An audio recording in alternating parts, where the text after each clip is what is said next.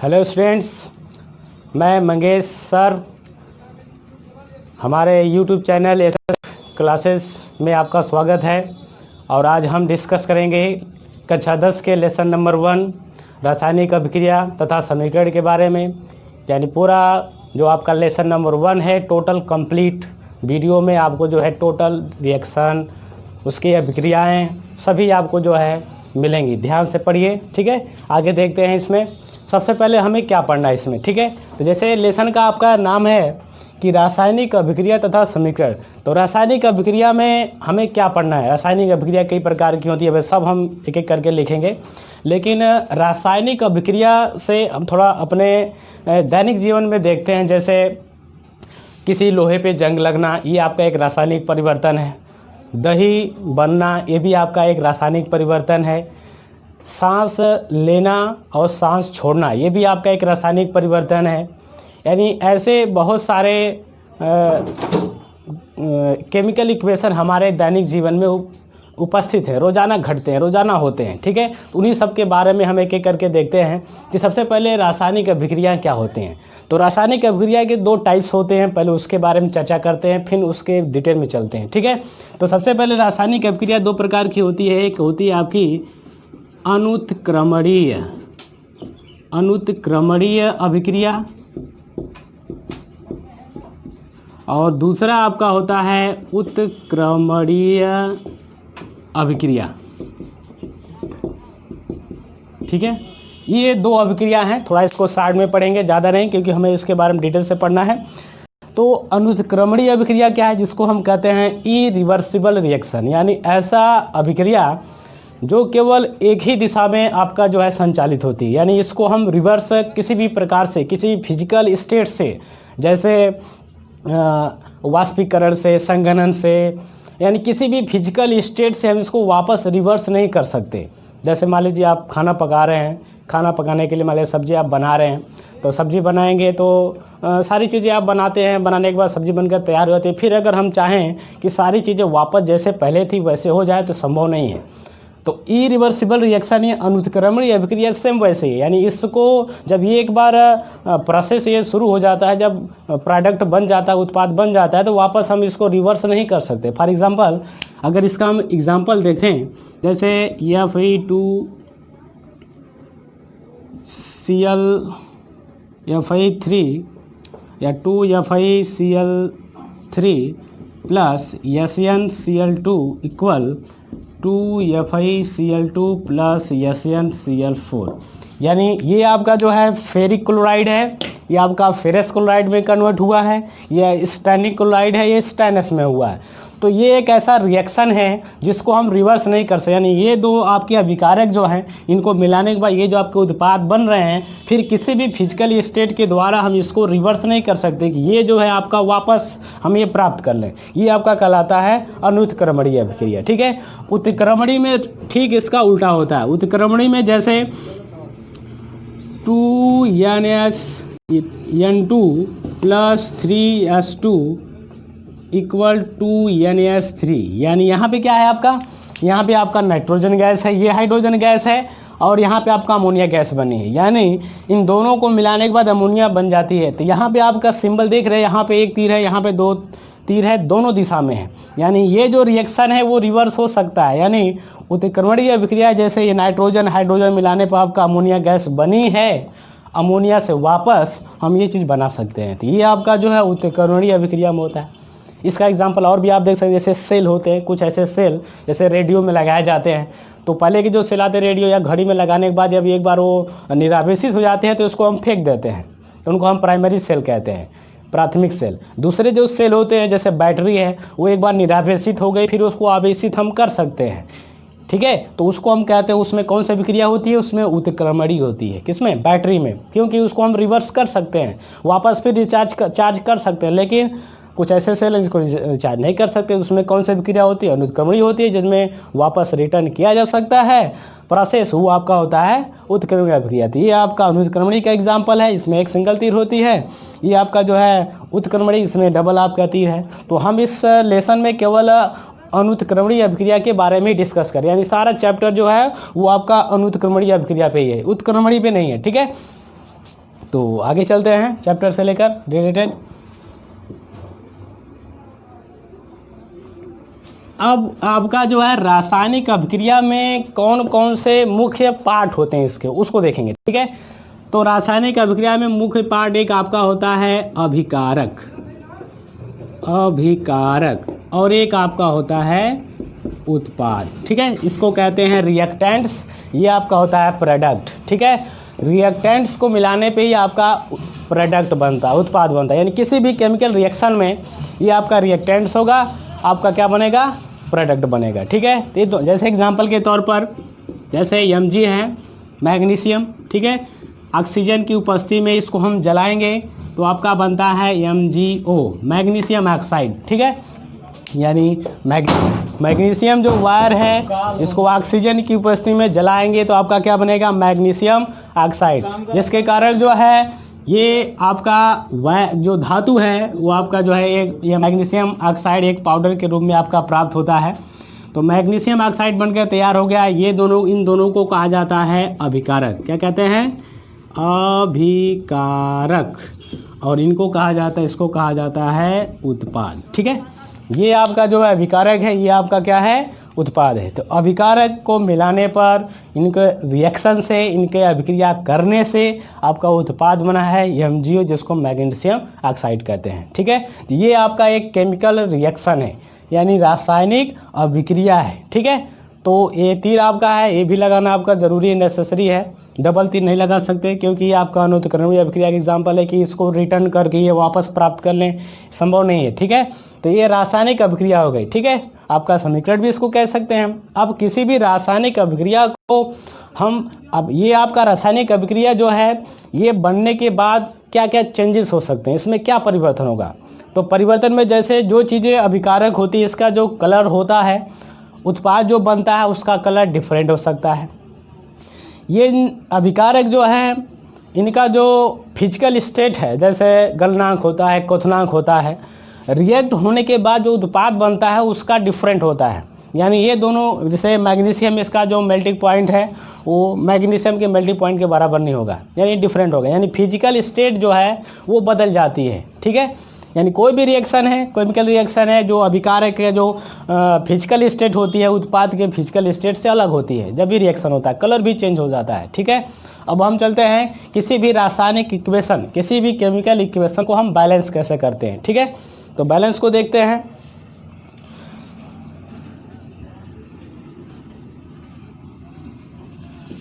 तो बैलेंस के लिए देखिए, ये आपका मैग्नीशियम, दो इक्वेशन देख सकते, मैग्नीशियम प्लस ऑक्सीजन, ये रिएक्ट होने के बाद आपका क्या बनता है, MgO। ठीक है, अगर बैलेंस करना है तो बैलेंस करने के लिए एक शॉर्टकट मेथड है जिसको हीट एंड ट्रायल मेथड कहते हैं। इसी के द्वारा जो है समीकरण को संतुलित किया जाता है। वैसे इस लेवल पे इतना हाई जो है कठिन आता नहीं है, आसानी आता है, जिसको आप आसानी से बैलेंस कर सकते हैं। तो बैलेंस करने के लिए सबसे पहले हम कौन से तत्वों को बैलेंस करते हैं। तो बैलेंस करने के लिए देखिए, यहाँ पे आपका मैग्नीशियम है, इसका एक परमाणु है, ऑक्सीजन का यहाँ पे 2 परमाणु है, मैग्नीशियम ऑक्साइड का 1 परमाणु। तो यहाँ पे आपको ऑक्सीजन देख रहे हैं 2 है, इधर आपका जो है ऑक्सीजन कितना है, 1 है। तो आप सबसे पहले ऑक्सीजन को बैलेंस करेंगे तो यहाँ पर हम 2 से मल्टीप्लाई कर देंगे, तो ऑक्सीजन का 2 परमाणु इधर हो गया और 2 परमाणु इधर हो गया, तो ऑक्सीजन बैलेंस हो गया। लेकिन यहाँ पे जो मैग्नीशियम है उसके परमाणु की संख्या बढ़ गई, 2 परमाणु हो गया। यहाँ पे आपका मैग्नीशियम का 1 परमाणु है, तो 2 से मल्टीप्लाई कर देंगे तो मैग्नीशियम में क्या हो गया, बराबर हो गया। तो ये केमिकल इक्वेशन जो है आपका क्या हो गया, बैलेंस हो गया। ठीक है, और एग्जाम्पल अगर आप देखें, Fe plus H2O, Fe3O4 plus H2। अब इसको बैलेंस करना है। देखिए, ये आपका जो है आयरन है, ये आपका फेरिक ऑक्साइड है। ठीक है, यहाँ पे बैलेंस है नहीं, देख सकते हैं यहाँ पे आयरन कितना है, इसका 1 परमाणु है, यहाँ पे आयरन कितना है, 3 इसके परमाणु हैं।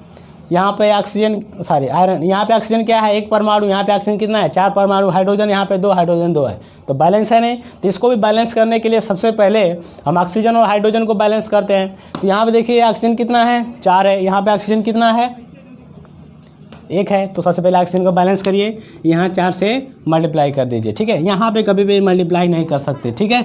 मल्टीप्लाई जब भी करना होगा आइटम के बगल में ही करेंगे, आप सामने की तरफ। तो यहाँ 4 से मल्टीप्लाई करेंगे तो यहाँ 4 ऑक्सीजन है, उसका परमाणु यहाँ पे भी 4 है, बराबर हो गया आपका, ठीक है। अब हाइड्रोजन को देखते हैं। हाइड्रोजन यहाँ पे कितना हो गया, 2 चौको, इसका इसमें मल्टीप्लाई गुणा करेंगे, ठीक है। इसका इसमें गुणा करते हैं, 2 चौको 8, ठीक है। यहाँ पे आपका हाइड्रोजन कितना है, 2 परमाणु है। तो हाइड्रोजन को बैलेंस करने के लिए 2 चौको 8 इधर है, तो 4 से यहाँ मल्टीप्लाई कर दीजिए, हाइड्रोजन भी क्या हो गया, बैलेंस हो गया। अब आपका क्या बचा है, सिर्फ आयरन बचा है। आयरन यहाँ कितना है, 3 है, इधर आयरन कितना है, 1 है, तो 3 से यहाँ मल्टीप्लाई कर देंगे तो कितना हो गया, आयरन बराबर हो गया। यानी ये पूरा केमिकल इक्वेशन आपका क्या हो गया, बैलेंस हो गया। ऐसे आपके चैप्टर में जो है लास्ट में एक अभ्यास में, एक्सरसाइज में बहुत सारी केमिकल इक्वेशन दिए हुए हैं जिसको आप बैलेंस कर सकते हैं, या फिर अगर नहीं कर पाएंगे तो उसके अगले वीडियो में, ठीक है, हम सारे इक्वेशन जो है बैलेंस करके आपको दिखाएंगे, ठीक है। अब आगे चलते हैं। केमिकल इक्वेशन से रिलेटेड कि कितने रासायनिक अभिक्रियाएं आपको इस चैप्टर में पढ़नी है, तो हम सब एक एक करके लिखते हैं, ठीक है। देखिए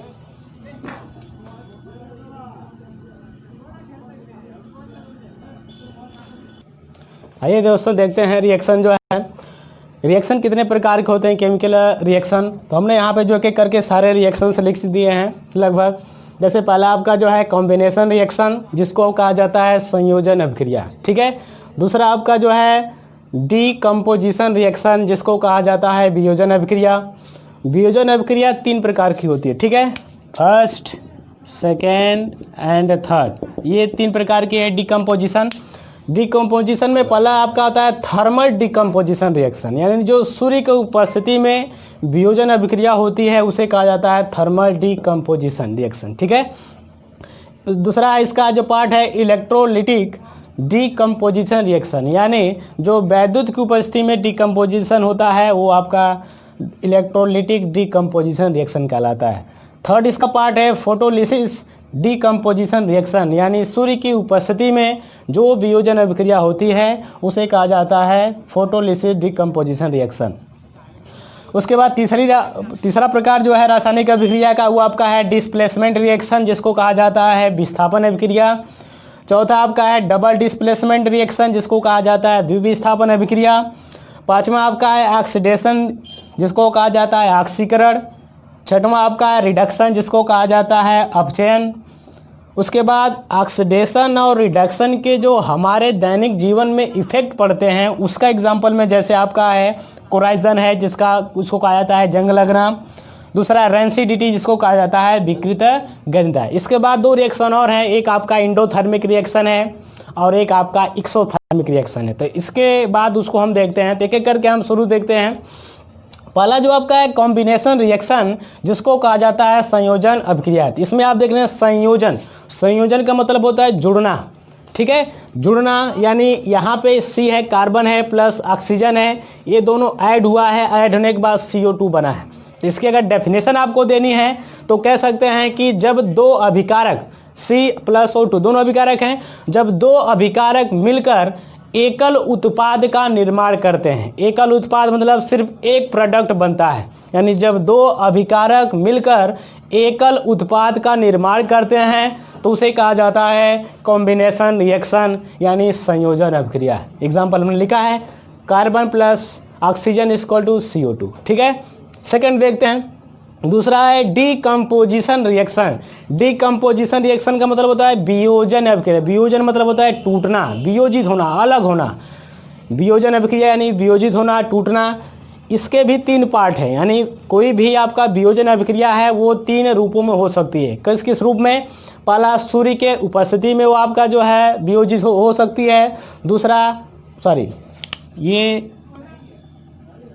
थर्मल, यहाँ पे थोड़ा मिस्टेक है, यहाँ पे रहेगा उष्मा, ठीक है, उष्मा की उपस्थिति में। यानी थर्मल डिकम्पोजिशन का मतलब होता है जो उष्मा, यानी जिसको हम हीट दें, गर्म करें, हीट देने पर जो आपका अभिक्रिया वियोजित होती है वो आपका कहा जाता है थर्मल डिकम्पोजिशन, ठीक है।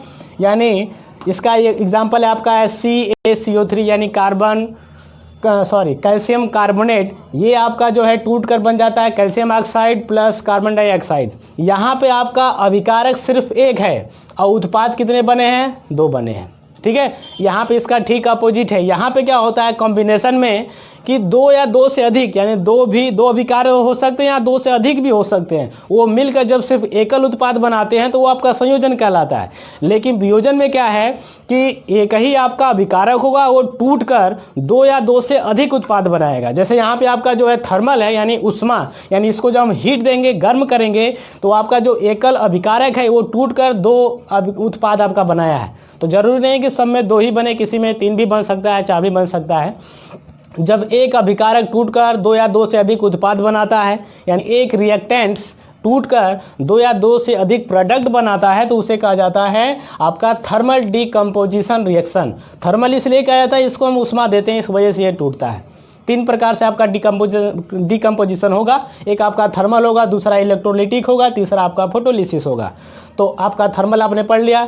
दूसरा देखते हैं इलेक्ट्रोलिटिक डीकम्पोजिशन, यानी वैद्युत की उपस्थिति में, यानी अगर किसी भी रासायनिक अभिक्रिया, किसी भी अभिकारक को अगर हम करंट के पास से गुजारें, करंट दे उसको, तो वो अगर आपका दो पार्ट में अगर टूट जाता है तो वो आपका कहलाता है इलेक्ट्रोलिटिक डीकम्पोजिशन रिएक्शन। यानी जैसे यहाँ पे H2O जल है, H2O, इसको करंट अगर हम देंगे तो ये आपका टूट जाता है दो भाग में, एक आपका H2 प्लस O2, यानी H2O जो है वो टूट गया किसमें, हाइड्रोजन प्लस ऑक्सीजन में। तो ये आपका क्या कहलाता है, इलेक्ट्रोलिटिक डीकम्पोजिशन रिएक्शन। ये किसकी उपस्थिति में हुआ है, वैद्युत की उपस्थिति में, इसलिए यहाँ पे क्या है, इलेक्ट्रोलिटिक है। इलेक्ट्रोलिटिक्स का मतलब आप जानते हैं इलेक्ट्रिक से, इलेक्ट्रिक करंट से संबंधित है, इसलिए आपका इसका नाम पड़ा इलेक्ट्रोलिटिक डीकम्पोजिशन रिएक्शन। थर्ड वाला पार्ट इसका है फोटोलिसिस डीकम्पोजिशन रिएक्शन। फोटोलिसिस का मतलब है जो है सूर्य की उपस्थिति में, यानी सूर्य से जो उष्मा आती है, जो ऊर्जा आती है, उसकी उपस्थिति में अगर कोई केमिकल रिएक्शन कंप्लीट होता है तो आपका क्या कहलाता है, फोटोलिसिस डीकम्पोजिशन रिएक्शन। लेकिन सभी तीनों की डेफिनेशन सेम होगी कि जब, जैसे पहले एक डेफिनेशन डीकम्पोजिशन रिएक्शन, केवल डेफिनेशन आपको देना है, तो आप सिर्फ ये कहेंगे कि जब एकल अभिकारक टूटकर दो या दो से अधिक उत्पाद बनाता है तो आपका कहलाता है डीकम्पोजिशन रिएक्शन, यानी वियोजन अभिक्रिया। इन सब की अगर डेफिनेशन देना है, सिर्फ ये हमें जोड़ना है। जैसे उष्मा की उपस्थिति में होगा तो ये कहेंगे जब उष्मा की उपस्थिति में एकल अभिकारक टूटकर दो या दो से अधिक उत्पाद बनाता है तो आपका कहलाता है थर्मल डीकम्पोजिशन रिएक्शन।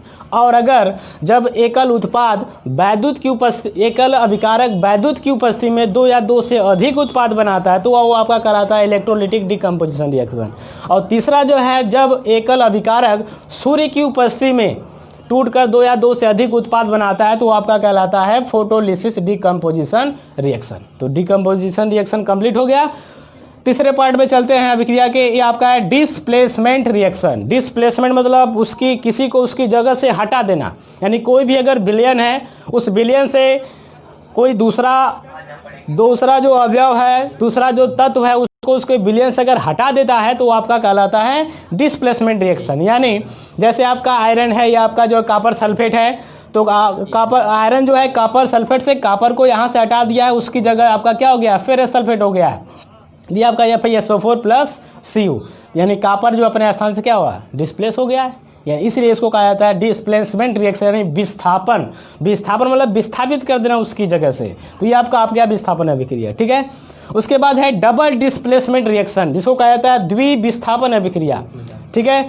द्विविस्थापन अभिक्रिया को अगर हम डिफाइन करें तो कह सकते हैं जब दो अभिकारकों के मध्य अगर आयनों की अदला बदली हो जाए, या दो अभिकारकों के बीच आयन जो है ट्रांसफर हो जाए, एक की जगह दूसरा, दूसरी जगह पहला आ जाए, तो आपका कहलाता है डबल डिस्प्लेसमेंट रिएक्शन, यानी द्विविस्थापन अभिक्रिया। एग्जांपल में जैसे Na2SO4 है प्लस BaCl2 है, ये आपका बनेगा तो BSF4 प्लस 2NaCl, यानी sodium sulphate plus barium chloride अभिक्रिया हुई है। देखिए सोडियम यहाँ पे चला है क्लोरीन के साथ, यहाँ पे क्लोरीन हो गया, और यह जो सल्फेट है सोडियम के साथ, वो सल्फेट किसके साथ हो गया, बेरियम के साथ, तो बेरियम सल्फेट बन गया।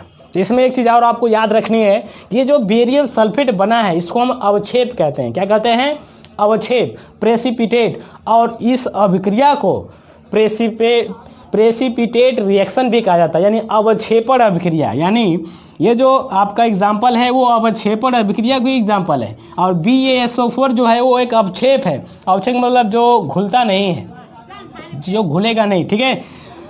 नॉन सॉल्यूबल है। तो ये BaSO4 आपका क्या है, अवक्षेप है, तो इसको इंग्लिश में प्रेसिपिटेट भी कहते हैं। तो ये आपका एक अवक्षेपण अभिक्रिया भी है। क्या आपका है, अवक्षेपण अभिक्रिया की एग्जाम्पल भी, ये आपका एक अवक्षेप भी है। ठीक है, अब आगे चलते हैं। ऑक्सीडेशन। ऑक्सीडेशन क्या होता है, ऑक्सीकरण क्या होता है। ऑक्सीकरण का मतलब होता है जब किसी रासायनिक अभिक्रिया में किसी भी अभिकारक में अगर ऑक्सीजन ऐड होता है, ऑक्सीजन जुड़ता है, तो उसे कहा जाता है ऑक्सीकरण कहा जाता है। जिसका एग्जांपल है Cu+O2, यानी ऑक्सीजन देखिए कॉपर के साथ ऐड हुआ है तो आपका CuO आपका हो गया कॉपर ऑक्साइड। ठीक है, तो ऑक्सीकरण को डिफाइन करना है तो कह सकते हैं किसी भी रासायनिक अभिक्रिया में ऑक्सीजन का जुड़ना, वो आपका क्या कहलाता है, ऑक्सीकरण कहलाता है। दूसरा एग्जांपल ये भी कह सकते हैं किसी भी रासायनिक अभिक्रिया से हाइड्रोजन का निकलना, ऑक्सीजन का जुड़ना या हाइड्रोजन का निकलना, वो आपका कहलाता है ऑक्सीकरण अभिक्रिया। अपचयन में ठीक उसका उल्टा होता है। अपचयन में क्या होता है, अपचयन में हाइड्रोजन का जुड़ना, ऑक्सीजन का निकलना, ऑक्सीजन रिलीज होगा,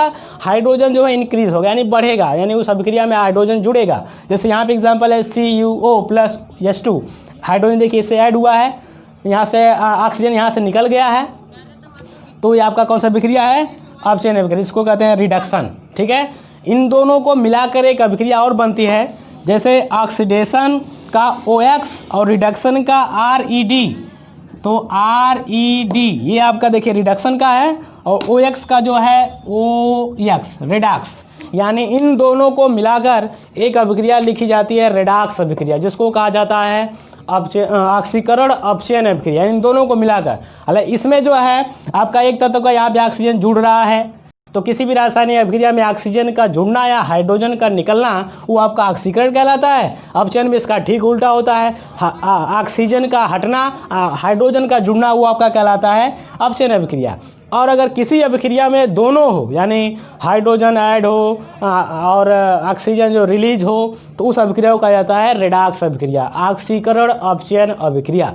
ठीक है, उसके बाद है आपका इफेक्शन यानी प्रभाव, इफेक्ट, यानी इन दोनों की वजह से हमारे दैनिक जीवन में क्या इफेक्ट पड़ता है, किसका इफेक्ट पड़ता है, हम कैसे देखते हैं उसका प्रभाव। उसके लिए यहाँ पे दो चीज़ें हैं, एक कोराइजन है, जंग लगना। जंग लगने का मतलब है जैसे आपने जाना होगा, इसको कहते हैं मूर्छा लग जाता है।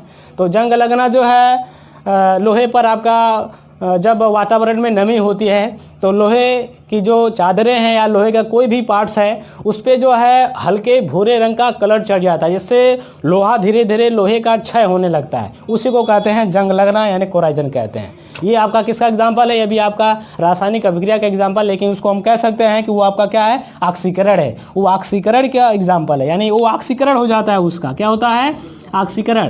क्योंकि वातावरण में जो नमी होती है, नमी में आप जानते हैं H2O होगा, तो उसमें नमी में जो है आपका जो आयरन है वो नमी को अवशोषित कर लेता है, अवशोषित करने की वजह से उसका क्या होता है, ऑक्सीकरण होता है। और लोहा धीरे धीरे जो है उसका क्षरण, सनय यानी धीरे धीरे उसका क्षरण होगा और लोहा धीरे धीरे नष्ट होने लगता है। ये आपका एग्जाम्पल किसका है, कोराइजन, ये आपका ऑक्सीकरण का है।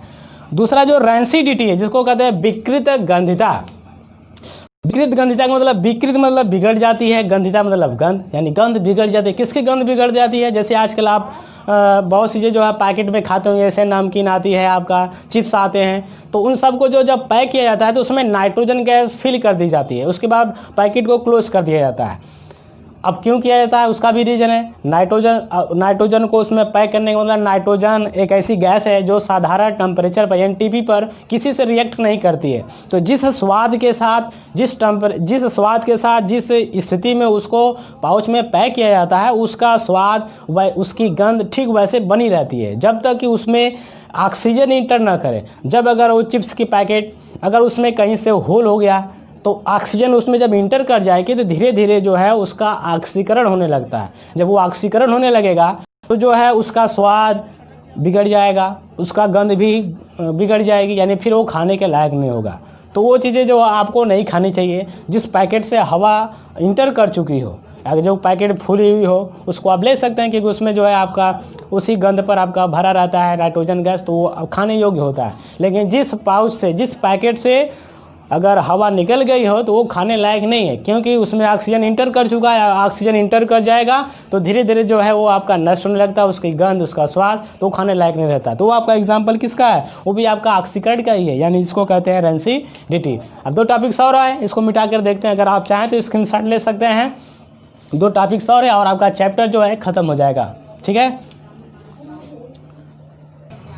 देखिए 2 रिएक्शन और है आपके इस चैप्टर के और ये चैप्टर आपका क्लोज हो जाएगा। पहला जो है आपका 7वां जो रिएक्शन है आपका एक्सोथर्मिक रिएक्शन, जिसको कहा जाता है ऊष्माक्षेपी अभिक्रिया। ठीक है, और 8वां जो है इंडोथर्मिक रिएक्शन, जिसको कहा जाता है ऊष्माशोषी अभिक्रिया। अब ये ऊष्माक्षेपी का मतलब होता है फेंकी, यानी जो रासायनिक अभिक्रिया ऊष्मा निकाले, ऊष्मा फेंके।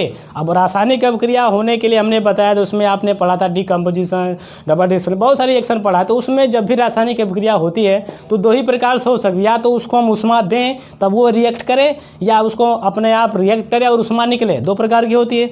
तो एक अगर हम कार्बन या आपका CH4 जो है मेथेन है, मीथेन गैस है, ऑक्सीजन है, ऑक्सीजन से रिएक्ट करेगी, इसके साथ जलेगी, तो आपका क्या निकलता है, हीट निकलता है, ऊष्मा निकलती है, हीट फॉर्म होता है, हीट निकलती है। इस वजह से इसका नाम पड़ता है ऊष्माक्षेपी।